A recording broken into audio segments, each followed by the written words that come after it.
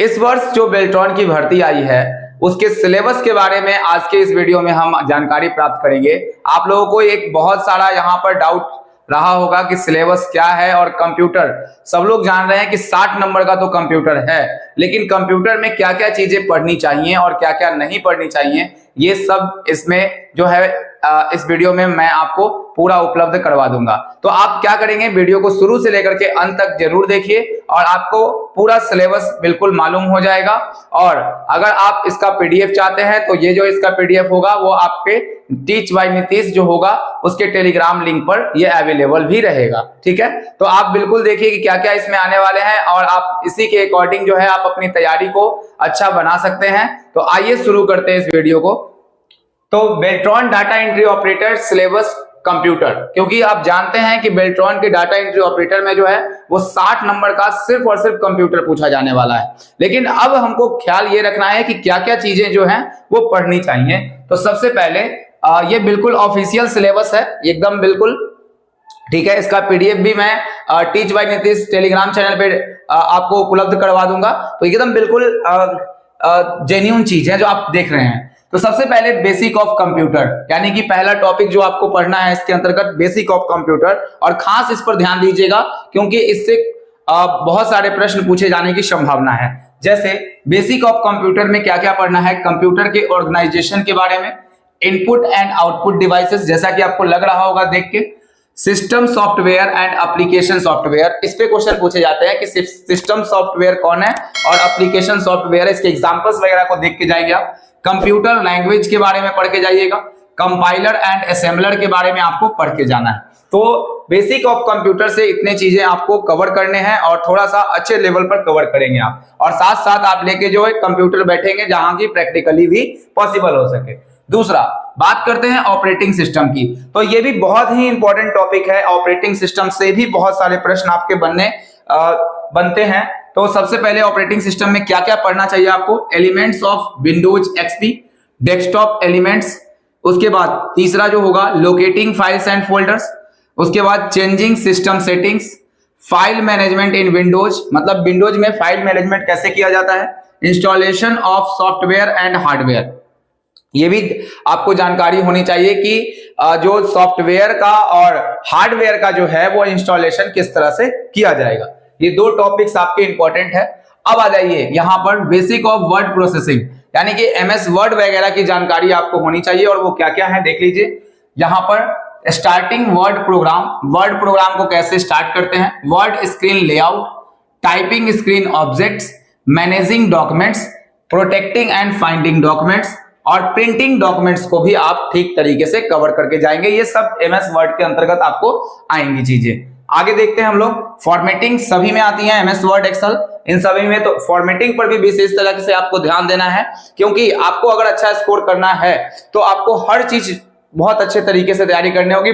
With syllabus आप तैयारी करें तो ज्यादा बेहतर रहेगा। फॉर्मेटिंग डॉक्यूमेंट्स में वर्क विथ टेक्स्ट पढ़ना है, फॉर्मेटिंग टेक्स्ट के बारे में जानकारी चाहिए, फॉर्मेटिंग पैराग्राफ्स हो गए, बुलेटेड एंड नंबर लिस्ट होगा, कॉपिंग एंड मूविंग टेक्स्ट होगा, मतलब कि कॉपी करके मूव करते हैं जो कट पेस्ट, ये सब, स्पेलिंग एंड ग्रामर, उसके बाद पेज फॉर्मेटिंग, क्रिएटिंग टेबल्स। ठीक है, तो इस तरीके के जो चीजें हैं वो फॉर्मेटिंग के अंतर्गत पढ़नी है। चलिए आगे बढ़ते हैं। मेल मर्ज से भी क्वेश्चन कैसे आते हैं वो देखेंगे आप। तो मेल मर्ज में क्या क्या सिलेबस है, तो types of documents in mail merge, ये ध्यान रखेंगे।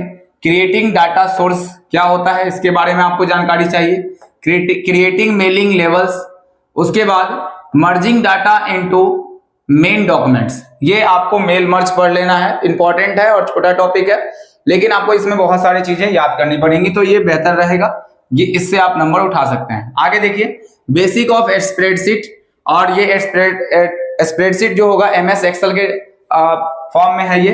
तो एमएस एक्सेल के लिए स्प्रेडशीट वर्ड का यूज किया जाता है, आप देखे होंगे यहाँ पे।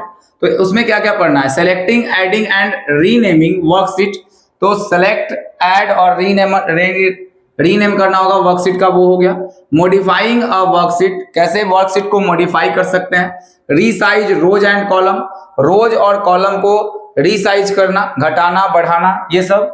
वर्कबुक प्रोटेक्शन, और वर्कबुक प्रोटेक्शन जो होता है वो क्या होता है इसके बारे में ये मिलेगा। उसके बाद हम लोग देखते हैं फॉर्मेटिंग वर्कशीट। ठीक है, फॉर्मेटिंग वर्ड में भी गए थे हम लोग और यहाँ वर्कशीट में जा रहे हैं तो ये एक्सेल से संबंधित है। तो फॉर्मेटिंग टूल बार इसके बारे में जानना है, फॉर्मेटिंग सेल्स वो क्या होते हैं, formatting rows and columns, formatting worksheet using styles, ठीक है, प्रोटेक्ट एंड अनप्रोटेक्ट वर्कशीट। अब ये जो फॉर्मेटिंग वर्कशीट जब खत्म हो जाएगा, ये जो स्प्रेडशीट से रिलेटेड है, एमएस एक्सेल से रिलेटेड इतने पॉइंट है आपको पढ़ने। आगे देखिए फॉर्मूलाज, फंक्शन एंड चार्ट्स। जो फॉर्मूला और फंक्शन से रिलेटेड कुछ बातें हैं उनको भी आपको पढ़ना है। तो formula and function, कॉपिंग of formula, types of function, types of chart, auto shapes and smart art, ठीक है। ये सभी जो है टॉपिक्स आपको जानने पड़ेंगे इसके अंतर्गत में। और क्रिएटिंग प्रेजेंटेशन हमारा अगला टॉपिक है। तो यानी कि इसमें से भी प्रश्न जो है वो पूछे जाएंगे। वो कौन से प्रश्न होंगे? तो creating slides, slide sorter view, उसके बाद changing slide layouts, moving between slides, इतने चीजें जो है आपको क्रिएटिंग प्रेजेंटेशन से भी पढ़ना है, जो आप प्रेजेंटेशन को क्रिएट करते हैं। कुछ और है उसको अभी हम देखते हैं। अब एक टॉपिक और भी बच गया है जो इंट्रोडक्शन और टू इंटरनेट से है और इंटरनेट से संबंधित इसमें जानकारी आपको चाहिए। तो इसमें क्या क्या पढ़ना है इंटरनेट से रिलेटेड, और ये इंपॉर्टेंट टॉपिक भी है, अच्छा क्वेश्चन इससे बन सकता है। गेटिंग कनेक्ट टू इंटरनेट, यानी इंटरनेट से कैसे कनेक्ट हो। Types of internet of connection, मतलब कि इंटरनेट का जो कनेक्शन का टाइप है वो आप पढ़ लेंगे। इंटरनेट टर्मिनोलॉजी को समझ लेंगे। अंडरस्टैंडिंग इंटरनेट एड्रेस क्या होता है, उसके बाद आईपी एड्रेस वगैरह ये सब जान लेंगे। Web browser and internet services, web browser और वेब ब्राउजर के बारे में आप अच्छे तरीके से उसको जानकारी प्राप्त कर लेंगे, क्योंकि इससे भी सवाल जो है वो अच्छे तरीके से पूछे जाते हैं, ठीक है। तो ये रहा आपका बेल्ट्रॉन का जो है वो पूरा सिलेबस है। आपको अगर और इसका पीडीएफ चाहिए तो आप Telegram channel teach bye Nitish से आप जुड़ सकते हैं और उस पे ये आपको अवेलेबल रहेगा। दूसरी बात, और कोई भी आपको क्वेश्चन होगा तो आप कमेंट में आप अपना क्वेश्चन लिख सकते हैं, उसके थ्रू हम आपको जो भी आपके डाउट्स हैं वो उसको हम क्लियर करने का प्रयास करेंगे। अब एक सवाल उठता है कि एग्जामिनेशन कब होगा।